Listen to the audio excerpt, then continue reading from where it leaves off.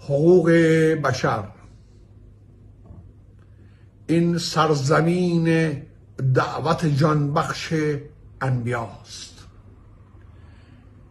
این سرزمین دعوت جانبخش انبیاست. اینجا حقوق نسل بشر خاک بی بهاست. با نام دین به ریشه دین تیشه ها زدند. با نام دین به ریشه دین تیشه ها زدند. اینجا تبر به ریشه اندیشه آشناست. با نام دین به ریشه دین تیشه ها زدند. اینجا تبر به ریشه اندیشه آشناست. جایی که سهم سفره مردم گرسنگی است، شمشیر بوتراب سلاحی گره گشاست.